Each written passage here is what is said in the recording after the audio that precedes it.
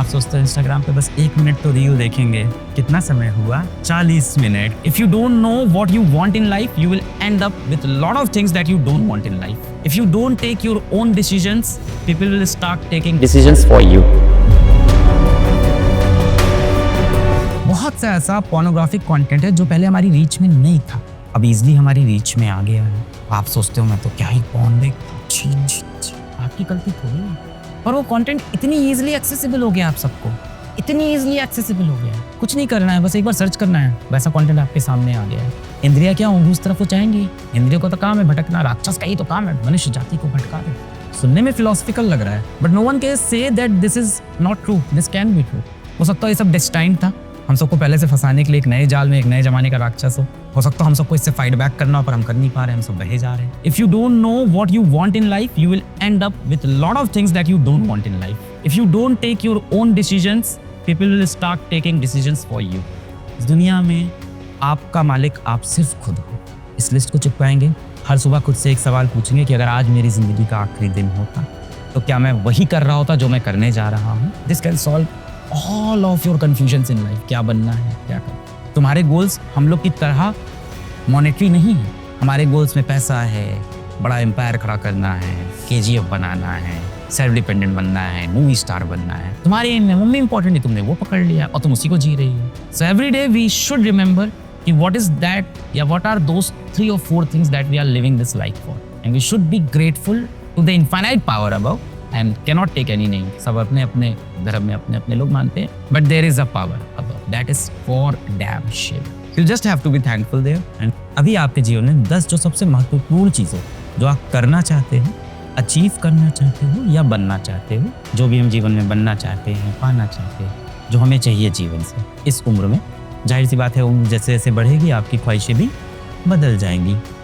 कई बार कुछ चीज़ें आज उम्र में चाहिए होती है, कल फिर वो चीज़ काम की नहीं लगती है। जीवन में हर एक पल जो मिल रहा है वो जीवन में कितनी बार मिलेगा? Only once. अगली बार एक नई घटना होगी। तो आइंस्टीन साहब ने बोला था अपनी रिलेटिविटी की थ्योरी में, उन्होंने बोला था कि time is it depends on the frame of reference.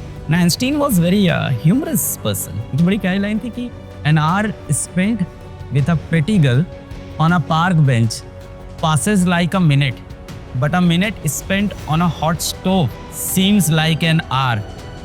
आप सोचते हो इंस्टाग्राम पे बस 1 मिनट तो रील देखेंगे, कितना समय हुआ? 40 मिनट। बात पलट जाती है, बीता हुआ समय लौट के वापस आ सकता है। विज्ञान में देखो समय को इतना इम्पोर्टेंस दिया है कि विज्ञान ने समय को चौथे डायमेंशन का दर्जा दे रखा है। 3 दिशाएं हैं, एक समय है, पर खास बात क्या है, बाकी तीनों दिशाओं में आप आगे पीछे चल सकते हैं।